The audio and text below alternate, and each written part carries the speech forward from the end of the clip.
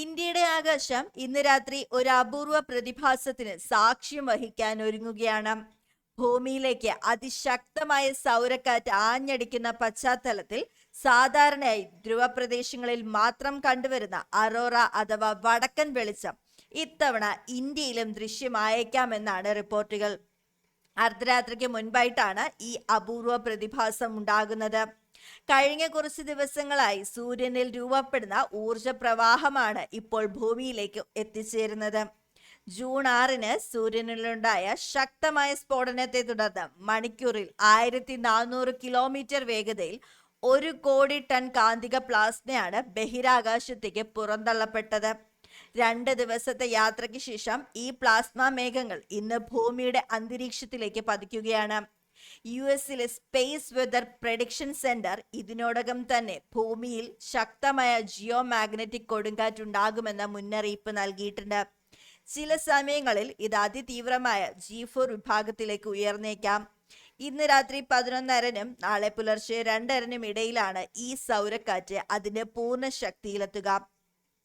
സൂര്യനിൽ നിന്നുള്ള ഊർജപ്രവാഹം ഭൂമിയുടെ കാന്തിക വലയത്തിൽ തട്ടിയുണ്ടാകുന്ന താൽക്കാലിക വ്യതിയാനങ്ങളെയാണ് ജിയോ മാഗ്നറ്റിക് കൊടുങ്കാറ്റ് എന്ന് വിളിക്കുന്നത്.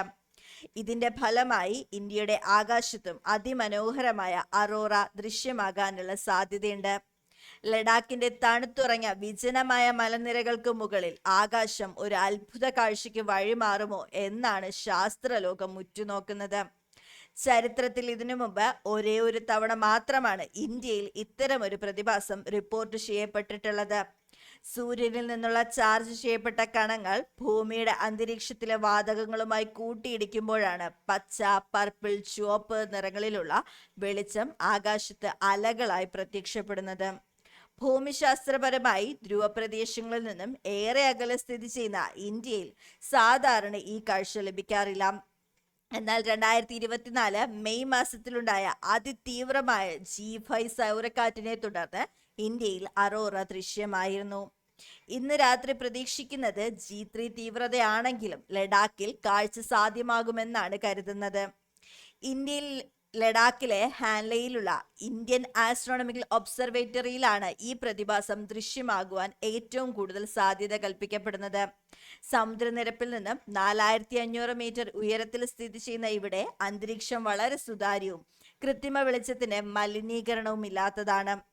ഇതിനു മുമ്പ് 2026 ജനുവരി 19-നാണ് ഹാൻലെയിലെ ആകാശത്ത് അറോറയുടെ ചുവപ്പ് വെളിച്ചം ശാസ്ത്രജ്ഞർ സ്ഥിരീകരിച്ചത്.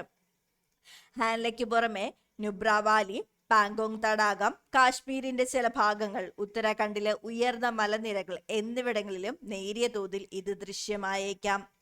എന്നാൽ ഡൽഹി, മുംബൈ, ബംഗളൂരു, കൊൽക്കത്ത, ചെന്നൈ തുടങ്ങിയ വൻ നഗരങ്ങളിലുള്ളവർക്ക് ഈ കാഴ്ച കാണാനാകില്ല. നഗരങ്ങളിലെ കടുത്ത പ്രകാശ മലിനീകരണം കാരണം ആകാശത്ത് ഈ മാറ്റം ഉണ്ടായാൽ പോലും അത് ദൃശ്യമാകില്ല എന്നതാണ് യാഥാർത്ഥ്യം.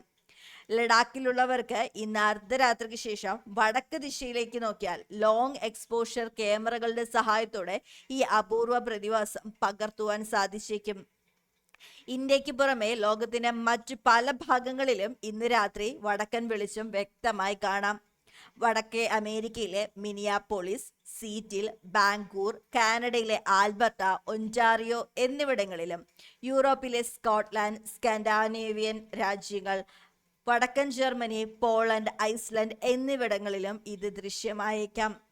തെക്കേ അർദ്ധഗോളത്തിൽ ടാസ്മാനിയ, ന്യൂസിലാൻഡിന്റെ തെക്കൻ ദ്വീപുകൾ, അർജന്റീന, ചിലി എന്നിവിടങ്ങളിൽ ഇതിന്റെ ധ്രുവീയ പ്രതിരൂപമായ അറോറ ഓസ്ട്രേലിയ കാണാൻ സാധിക്കും. ഇതുപോലുള്ള ഇൻഫർമേഷൻസിനായി ചാനൽ സബ്സ്ക്രൈബ് ചെയ്യുക. വീഡിയോ പരമ്പരമായി തോന്നിയാൽ ലൈക്ക് ചെയ്യുക. താങ്ക്